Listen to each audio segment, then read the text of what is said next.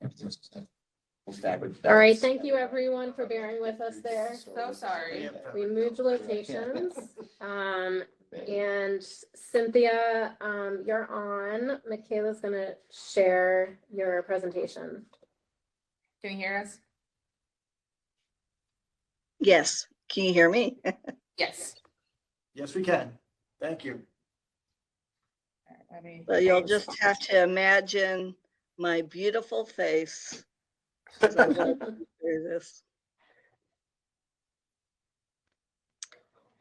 So I'm Cynthia Haskins with the New York Apple Association, and this is our RFP update. So we just recently have a billboard up in New York City, reaching over 18 million impressions. It's very impressive. It's 22 stories high, and it's digital. So when you walk up to the billboard, you don't just see the words, but the art becomes alive from a blank screen. So this year we invested in 90 video screens and 75 panels that are also digital, and they are showcasing different aspects of our commercial that we have been utilizing for the last few years. It's in progress as we speak. So yesterday we had the New York City Marathon, over 50,000 runners. Some reports I'm hearing over 55,000, over 2 million spectators in person. We also had a television segment the night before, and then we also aired the commercial that the New York Apple Association has throughout the country through ABC and ESPN in their website. Social media. So in July, we typically do organic post, and we did over 56,000 impressions because we're just getting the season started. In August, we had over 3 million impressions. And then in September, we would have had over that. So those numbers are still coming in. That's why we don't have the total there.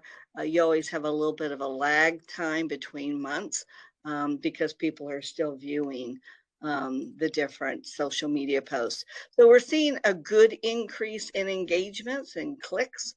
We're very excited for that, all the way from 1,300. Facebook, over 42,000 engagements. Instagram, over 2,800.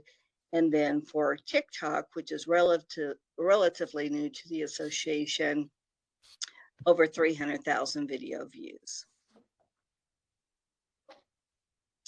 So we started calling our retail accounts pretty early this season just because we knew we were going to have a lot of fruit and needed to get promotions out of the chute.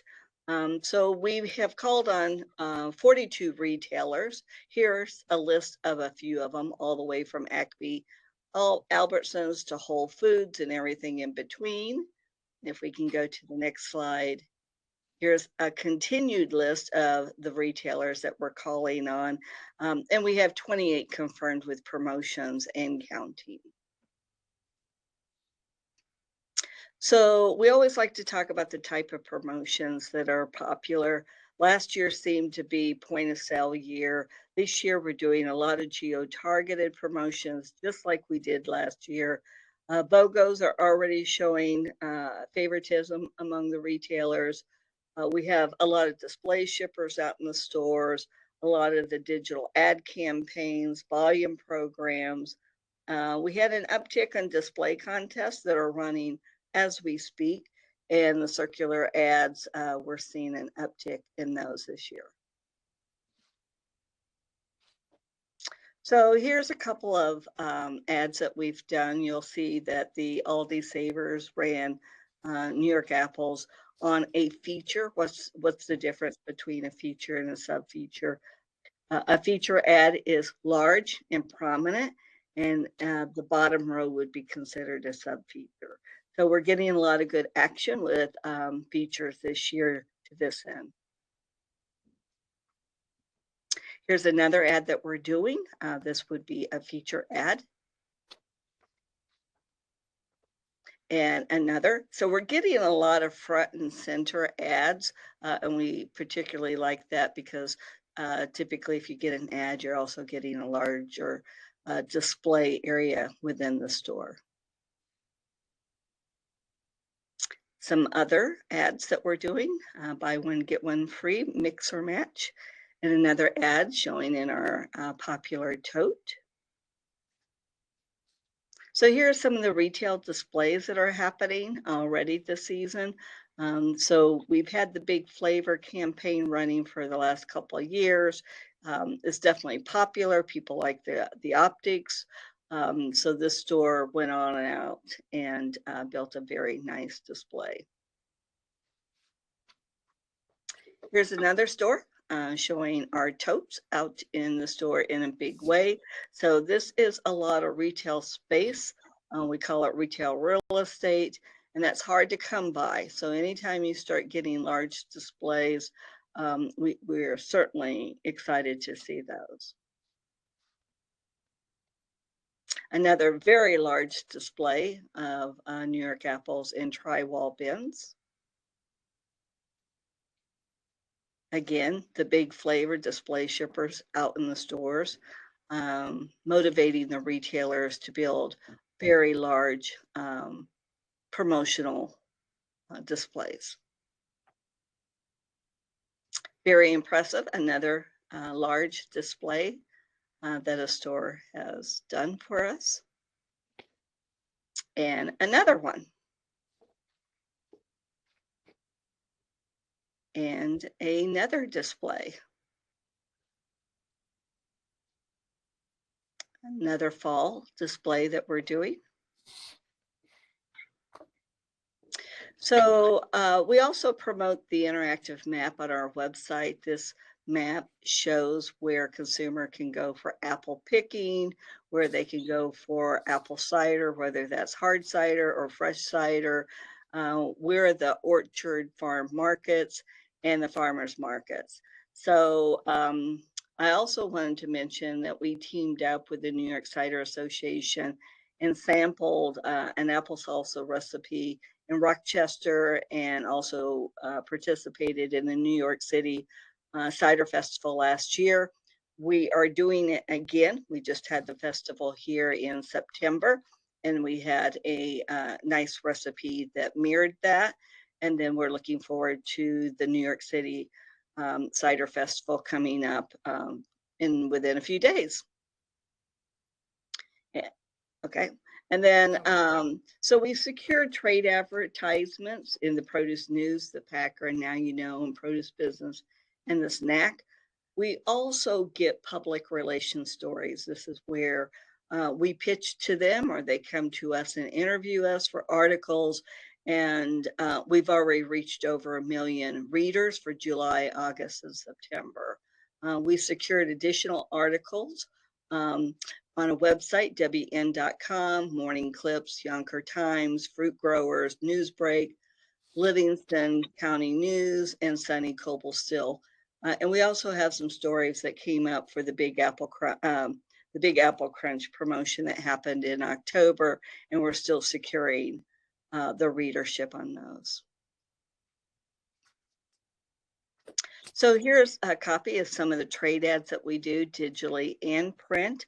It's in the publications that I just previously mentioned, and we get in front of all the buyers. By doing that, we also secure content for LinkedIn, which is a great social media platform for those in business, in particular targeting retailers, either those who are merchandisers or buyers or produce managers.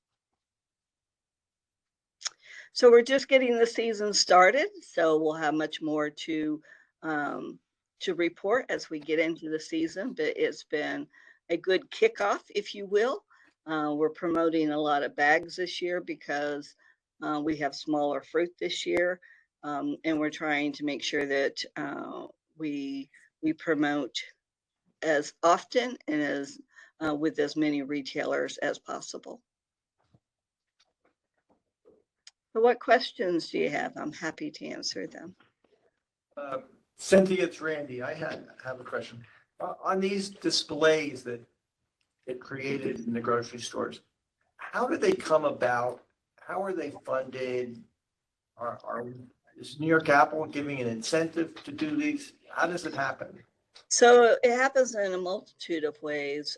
Sometimes we will host a display contest with either said retailer or wholesaler, and we send out communication to the produce managers through however they want us to send that vehicle. And then they compete, and it could be for a $50 gift card, it could be for a $200 gift card, for a $250 gift card, depending on the size of the operation and what we think we're going to get and what we think it's going to take for them to build those displays. Sometimes we will send the display shippers out to the stores through the retailer with a sales plan and a planner, what a lot of the retailer stores call it. And they just pretty much tell their produce managers, we want this display executed. And they may give them 3 display shippers, they may give them 2. The ones that we saw, that would have been up to the retailer or wholesaler that we're working with to send those stores additional ones, because they know those particular stores are going to put up the very large displays. We do not pay per display. We just don't have those funds. But we've seen an uptick in getting displays over the last 3 years, and we love seeing it.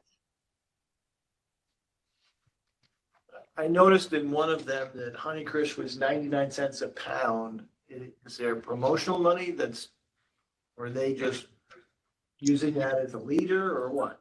Well, that depends on the retailer. I can't speak to that directly. It could have been a digital coupon. It could have been something that they did on their end. It could have been something a shipper did, because we don't get involved in the pricing. The New York Apple Association does not get involved in the pricing. So I can't speak to that. Okay. They're really cheap right now. Like.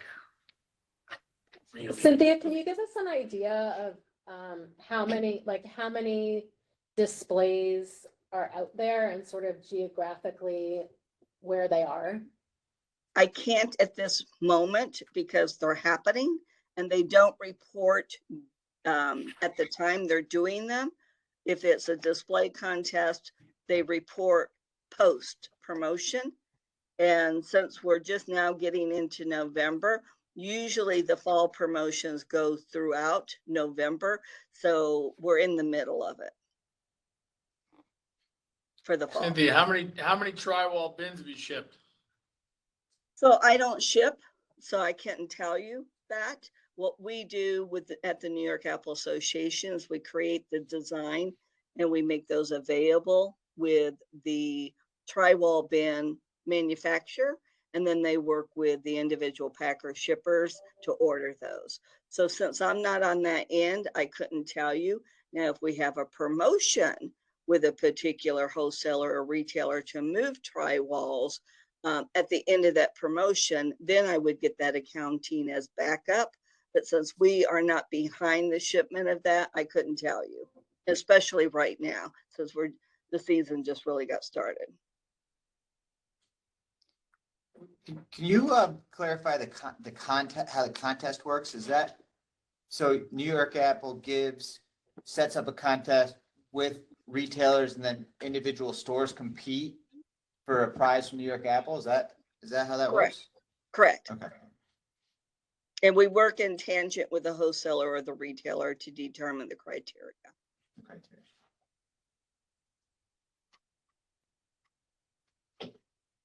All right, Any other thanks, questions? Cynthia. Yeah, thank you. Thank you, Cynthia. Is Scott gonna share? Are you gonna share yours? I'm happy or do we to. have You want me to his? try? Are you, yeah, if you're able to. Let's I also try. have it pulled up if you want me to. It's either, if you want to just run it from you, that's fine. Okay. Yeah. I will go on camera though for folks who are dialing in. There we go. Great, so I'm ready to go. Is that good? There we are. Nice. All right. So thank you so much for making this time and incorporating the New York Cider Association into this meeting. I'm Scott Ramsey, and I'm the executive director. And just to give you a little bit of a sense of who I am, I have a corporate media and communications background, a brand marketing background. If you go far enough back, way back, I have a theater background. So I kind of came from a world of marketing and branding and communication. And in early 2020, saw the opportunity to join the association as the executive director. And, you know, I share all of that information to say to you, there's just such a tremendous amount of opportunity for New York Cider. That was very exciting when I started learning and meeting with the hiring committee. So I started on March 1st of 2020, and that was a whole interesting experience in and of itself, but that's been 5.5 years, and so it's going well. So at New York Cider, we say it all begins with the apple, which is absolutely true. We position New York Cider as an agricultural product first and foremost, and a big part of the apple industry here in New York State. And so if you go to the next slide. And so we were founded in 2015. We are focused specifically on hard cider. And in 2015, this was a result of the farm cidery license becoming an option that Cuomo put into place, I think in 2013. A group of cider makers came together and decided that they wanted to have a collective voice for all the reasons that you would start an association. And so they started that. And in 2015, there were a handful of cider licenses in New York State. We think the number is somewhere between 5 and 10. And that number is interesting. I'll share with you later why. But just hold on to that. Think about, you know, it's 2015. There's 5 to 10 hard cider licensed producers in New York State. Next slide, please. Our mission is really straightforward: cultivate the New York hard cider industry, supporting growers and producers. And can we flip forward? Our vision is really all about making sure that New York Cider is positioned as the leading national cider brand. And when people think about cider in this country or the world, that they first and foremost think about the value and the quality and the amazing quality of New York cider. So next slide. Just to give you a sense of our membership, we have about 89 members currently. 80% are actually hard cider producers here in the state. Many of our producers are also growers, but we do have a specific grower category. We also have a category for our industry partners and our enthusiasts. And we think there's probably about 30 to 50 untapped cider producers that are not currently members, which we do spend time thinking about how to bring them into the fold. You can see our types of membership, very straightforward: cideries, growers, cidery planning, associate members, and industry and enthusiast partners. So our board is made up of 10 cider growers and producers from across the state, representing all the regions of the state. We also have 2 ex officio. We partner very closely with Cornell. Glenwood was the organization that really helped to incubate the association back in 2015. They are an organization down in the Hudson Valley that's focused on sustainable farming practices. And so they were huge force in getting the Cider Association off the ground. And then the organization is made up of myself. I'm a contract worker, and my contract is 36 hours a week. And then I have just recently a special projects coordinator, which is on for 10 hours a week. And I have a membership and communications coordinator that's about a 10 to 15 hour a week. So we're a small but mighty team. And going forward, our objectives are fairly straightforward. So we spend time advocating for the New York cider industry at both the federal and the state level. You may have heard last year we had a giant win for our industry, and we got direct-to-consumer shipping passed. That had been something that we've been working on for many years. And that got passed. That was a big victory for us. We provide, resources and research, resources and educational opportunities for our members, so that we're giving them the resources and the information that they can have to produce the best quality hard cider that they can. We're currently involved, as an example of that, in an industry-wide production survey that's going on currently. We're going to actually send the survey out in December. So if you are a grower, we're looking forward to working with you to getting some really good quality data that'll give us a really nice snapshot of the entire industry and where we're at. We also, as one of our objectives, to develop the organizational functions and capabilities of the organization. And then our biggest, most exciting and primary objective is really about market development, about expanding the industry for New York cider in the market. So we'll start to look at some of the things that we currently do. We currently produce an annual cider week, and that happens the first week of May. You can go forward on the slide. There we go. Perfect. So Cider Week has been going on for years. I think it started in 2013. It used to be regional. There used to be specific regions like a Hudson Valley Cider Week, a Finger Lake Cider Week. But we moved it to a statewide event because we started having so many cideries that weren't in those regions. We needed an opportunity for everybody to participate. So now it is a statewide event. It's the first week of May. On the next slide, we'll see more of our market development work that we do. We built a New York Cider Trail app. It is the first of its kind in the industry. So you can download the app on your phone and it will map out to you. You look at all of our cideries that are listed there, give you all the information about them as individuals. And you can literally create your own trail map to venture around the state and visit orchards and tasting rooms. We organically have already close to 7,000 users. We're getting upwards of 43 to 44,000 page views. So our numbers are looking good. There's always a lot more opportunity for support. One of the other things that we do from a market development perspective is we started last year the New York Cider Festivals. If you go to the next slide, that Cynthia mentioned. Being a part, the New York Apple Association has a presence at these festivals, which is fantastic. But we started last year the New York Cider Festival in Rochester, and that's supported by the Genesee Valley Market Regional Authority.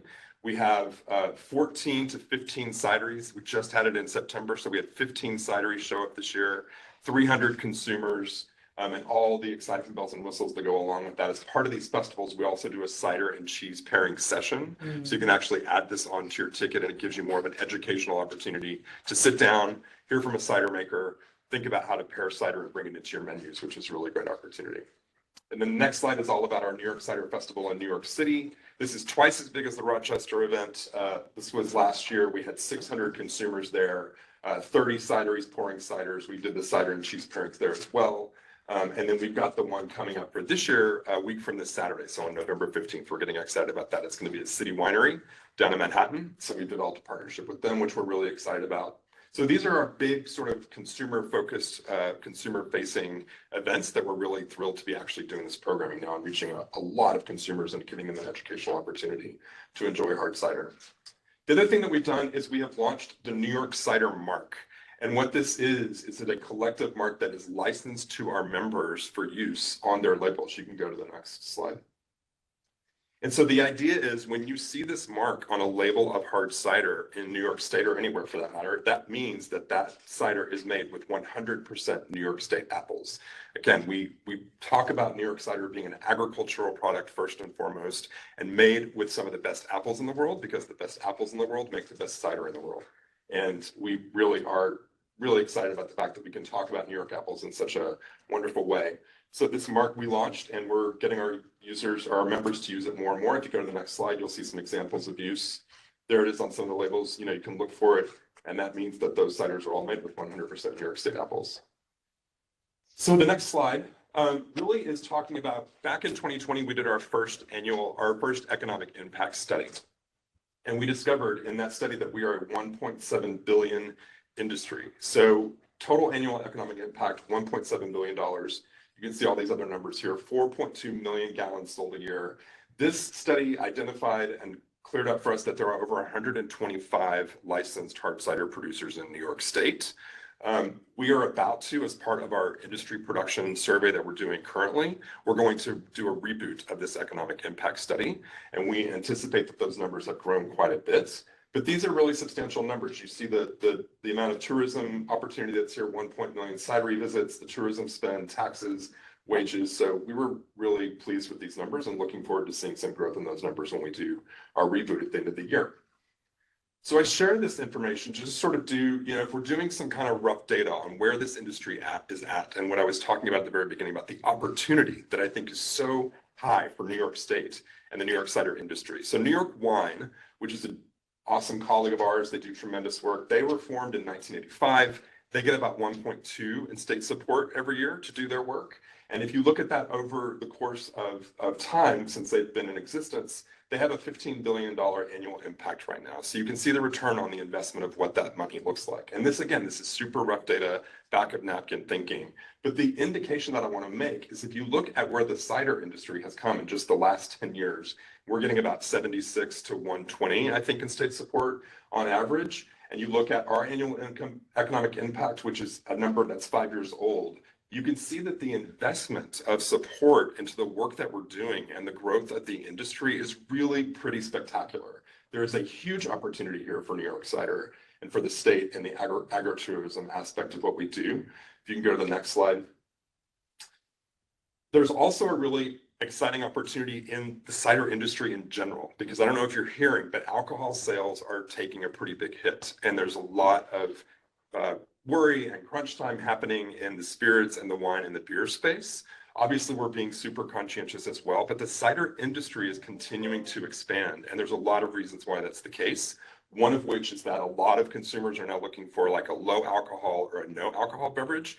Cider is that. It's typically a low ABV, so it's that. It's also gluten-free. It's a local product. There's a great local story. It's an agricultural product. So we're feeling positive about, cautiously optimistic about where we are and given the alcohol industry as a whole. The other exciting thing that's happening with cider is that regional cideries are starting to overtake the larger brands. We're fortunate in New York State to have many of those large brands here in our stable of cider makers, but we're also really excited to see these regional brands start to expand and grow their consumer bases and provide more opportunity for the industry as a whole. So if you look at the next slide.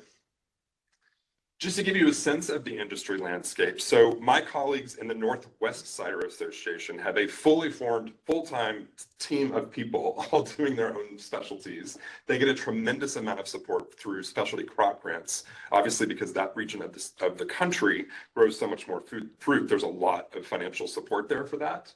But they do a Northwest Cider Cup. They have a tremendous marketing campaign that they rolled out that's all kinds of video and special market content marketing that's really pretty spectacular. Our colleagues at the Michigan Cider Association run the Great Lakes International Cider Cup. That is an industry standard for a cider competition that attracts a lot of attention. There's also a lot happening in the Virginia region. So I share this with you just to give you a sense of the fact that these other organizations are incredibly well funded and have a lot of market dollars and we do find ourselves sort of having to keep up or potentially even getting a little bit behind what they're doing as far as establishing themselves as cider anchors and headquarters in this country. So the next slide really talks about kind of what I was saying from the very beginning, just the opportunity that New York has in the cider industry. So if you think about Louisville, Kentucky, that's bourbon, right? You think about California, that's wine. So I believe so strongly that New York can be the headquarters for cider for this country and the world, honestly, that people will come to New York when they want to come and visit cideries. They can come into New York City, they can come into Albany, they can come to any of the major, hubs, Buffalo, and very quickly travel out to these trails and visit these orchards and visit these tasting rooms and visit these local producers. We already lead the country with more active cideries than any other state. We are the second largest apple growing state. We have the highest concentration of regional cideries. So when you think about the Hudson Valley or the Finger Lakes region, and now up in the Rochester region, there are, we absolutely are ahead of the game as far as having the highest concentration of cideries that you could go and visit on a trail, for example. We have the historical legacy of apple growing, and the first commercial apple orchards are from this state, all up and down the Hudson Valley, even in Manhattan are some of the original apple orchards. And New York obviously was the leading apple grower for many, many years in this country. We have the largest collection of respected cider makers. Many of the cider makers in the industry, their OGs, are here in New York State, and people look to them from around the world, honestly, for input and guidance on cider producing. We also have the absolute gift that we work with Cornell and their College of Agricultural Life Sciences. We partner closely with them. We have Greg Peck, who leads their cider division, sits on our board as an ex officio. So just a tremendous partnership and resource with Cornell. We also have the largest commercial center in the country with New York City, and we're known as the Big Apple already. So we're so incredibly well positioned to own this space. And when we think about how we do that, actually, next slide, it really is about how do we position New York cider and really set it up to become more and more of the premier destination for cider in the United States. Cider is taking off. People are starting to understand it more, and there's a tremendous agritourism opportunity here that is, can drive some economic growth and really unlock some opportunities for our communities. So the way we're really thinking about doing that, as we look forward, we have a campaign that we built out, and I think that's on the next slide. It's the New York State of Cider. And this campaign really is sort of all encompassing of what we think is possible with the cider industry, and it's leveraging so much of what we've already done. So on the next slide, we leverage the Cider Week, we elevate the work of that.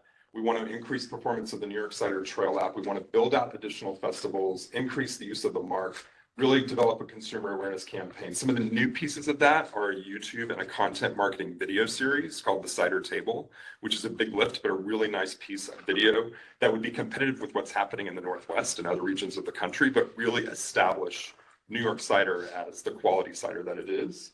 Also, we want to develop a restaurant and retail program that's very smart to give them educational tools and collateral to be able to promote New York cider and get New York cider on their menus and get them talking about it. And then we also want to produce an industry-focused conference. So CiderCon happens every year annually. That conference is put on by the American Cider Association. And then Northwest has their cider symposium. There's one, Blank Cap ends up being some degree of an industry-focused conference, but there's an opportunity here in New York State to bring all of our research and our experts together to provide industry-focused information that would be incredibly valuable. So that's really the holistic idea of what the New York State of Cider campaign could look like. And obviously, I think if you go to the next slide, I like to think of our vision, if I sharpen it up a little bit, I'm looking forward to thinking like by 2020 or 2030, we are really recognized as a symbol of agricultural excellence, creative innovation, and regional pride. And it is a huge opportunity for New York State in the agritourism space, and also in the cider industry in general, just to own our space in the hard cider industry, and a huge opportunity for our orchards and our growers and our farms. It's unmatched anywhere else as far as all the pieces that exist currently that we can leverage to pull this New York State of Cider campaign together. I think that is probably, that's basically it. I'm open to any questions or thoughts. I'd love to get any sort of feedback or questions you may have. Well, just a general question. Sure. If I were to go to one of those festivals as a cidery, how much cider would I have to bring to satisfy, not run out? Yeah, that's a good question. So I set up these festivals so that the cider producers can do tastings as well as sell, because we want this to feel like a marketplace environment where consumers can come in and purchase cider, which they do. So we tell people to generally bring 5 to 6 cases, depending upon, what a case is for them, whether it's 6 bottles or, a pallet of cans. So about, somewhere in the ballpark of 5 to 6 cases of 750 milliliter bottles. Yeah. Package in 12 ounce. Yeah. Right. So the equivalent of what that would be. Yeah. Yeah. I'm just thinking that's something I can do. That's all. Yeah. So, Yeah, absolutely. What is the capacity at City Winery? So we're going to sell out at 500, but we can go to 600. Okay. Yeah, we had 600 at the event last year. Right. And based on the number of cideries we had, I felt like it was a little too much. I want there to be a little bit more of an opportunity for people to interact with the cider makers and get to know them and really be able to taste. So we're going to sell out, quote unquote, at 500. Okay. And then we can go up to 600 if we feel like the numbers are just, people we're overwhelmed and we have that kind of interest, which I think we probably will, based on the ticket sales and the way they're going now. is it for how many hour period? Yeah, so the event, it starts 11 to 12 is the VIP hour, so it's a little bit more of a higher cost, but you get early entry. Right. Some other bells and whistles with that, and then the general admission is 12 p.m. to 3 p.m. So, if you're there for the whole day, it's a 4-hour experience. And then there's 2 cider and cheese pairing sessions, and one's at 12:30 and the other one's at 2, and they're about 45 minutes each. And the first one in New York City is going to feature Angry Orchard and Hudson Valley cideries.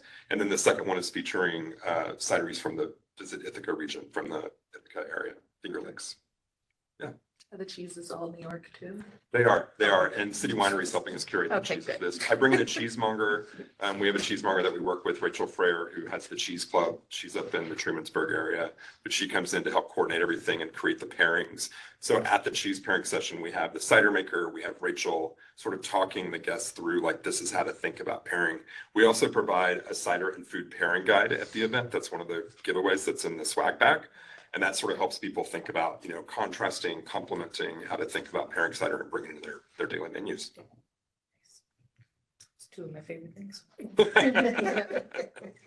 All right, should we move on? Yep. All right, got a little time to make up. So I just wanted to give a really brief update. Thank you, Just let me Scott. share Sure. my face. I wanted to give just a very brief update on the 2 projects we funded through the last RFP, other than the consumer marketing, which we just heard from Cynthia and Scott. So the category partners market research project, we had I think, 3 meetings with category partners, and then had an apple grower meeting, shippers, thank many of you for participating in those, to go over the surveys they're gonna put out, and I believe they're out. I think they are. I think they going out launched this the week. surveys, yeah, this week. So that's moving forward. And then the project with Shiftology, the virtual farm tours, we're waiting for their contract. But they're already moving forward, and we've met with them a couple times. We're kind of in the midst of reaching out to farms to see who wants to host one of those 6 virtual farm tours, and planning. They do an Authentic Voices training for the farmers that are going to host those farm tours. So that is moving forward. I'm going to do just a brief financials update. If I can find it.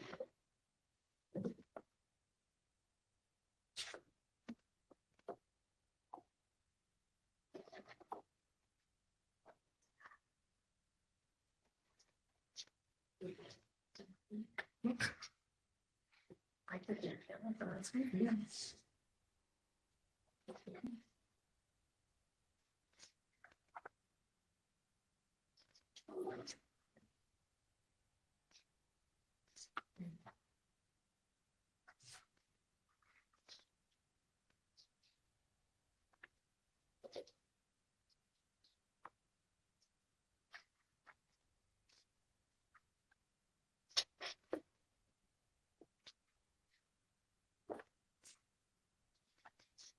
Nope. Bear with me.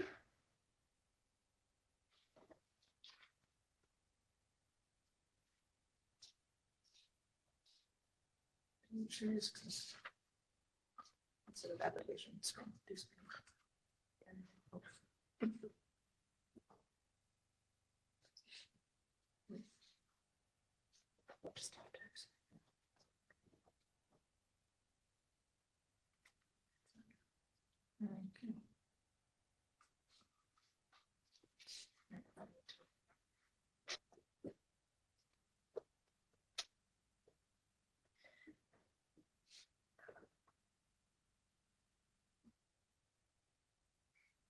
Can you try sharing the PowerPoint?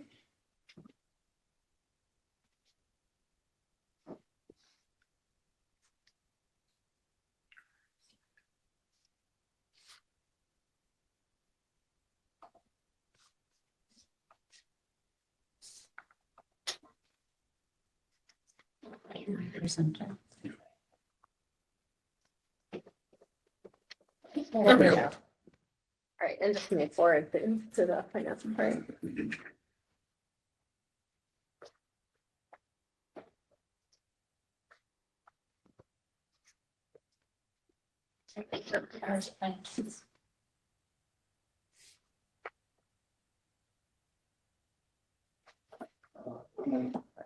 Can you go to the, go? One more. There you go. There we go. All right, so just a quick snapshot of the 2024 year, which that fiscal year ended June 30th. So we had 22.3 million bushels reported.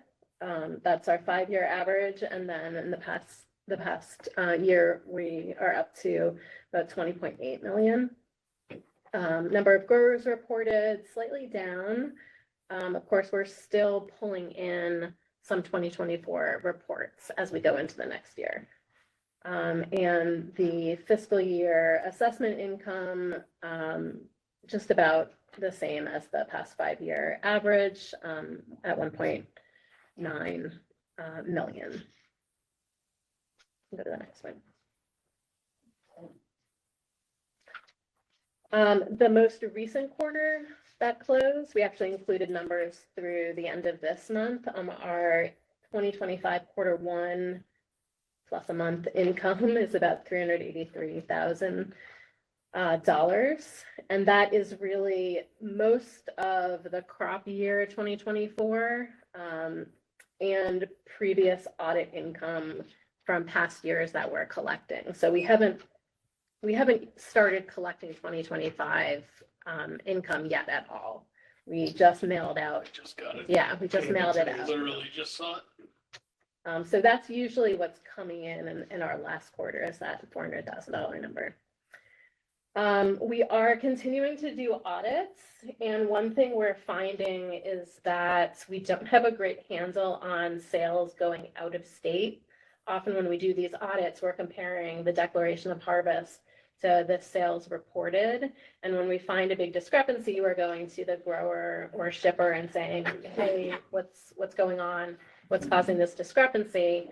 And a lot of time, and what we found this year particularly is growers are expecting their out of state shippers to be withholding the assessment collection.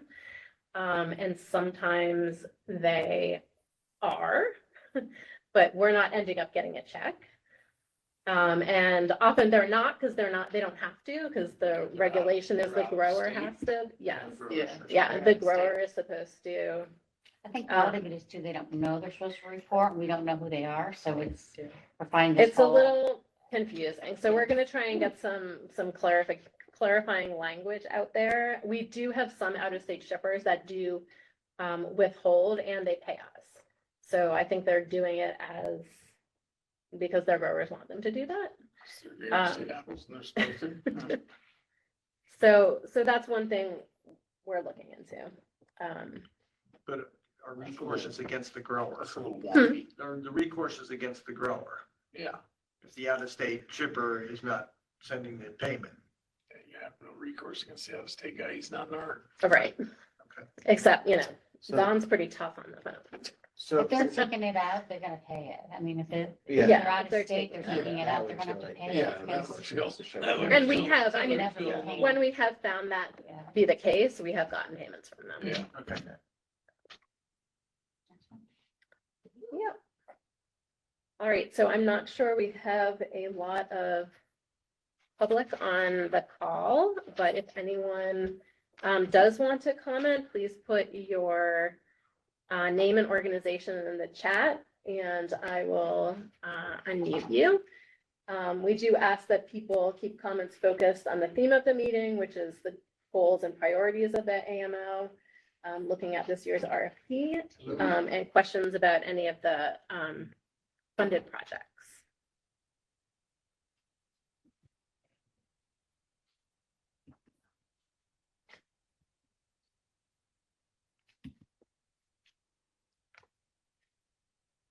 Anything showing up?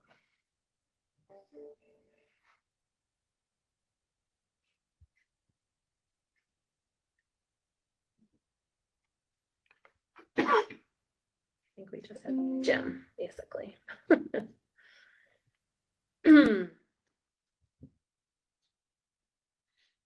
Does Cynthia have a question? Do you think she's highlighted there or no?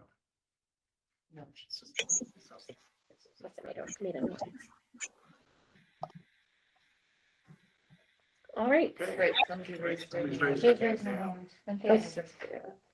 Cynthia? Go ahead. Well, now that my name was brought up, I thought I'd ask a question. Do we know when the RFPs will go out this year? We don't know exactly. We are hoping to get it out very early, like within the next couple months.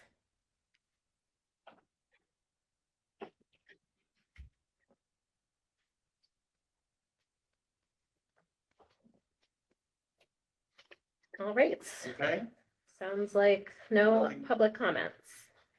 okay. At this point, I take a motion to go in executive session so that we could then discuss the RFP. So moved. Henry makes a motion, Second. second by Alejandro. All those in favor? We don't hear from Alicia and Yeah. Emily and Gary, Anybody not in favor, say something. right? Brian's gone now. And- Yeah, Brian had to leave at 2:30. Brian Nobody? back on. He just asked me to send him the link. Oh, okay. But anyway. All right. All right. Did it go in? Did it? What? Motion?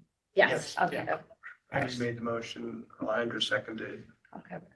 So we're gonna pause the recording. Okay, so we're back in regular session.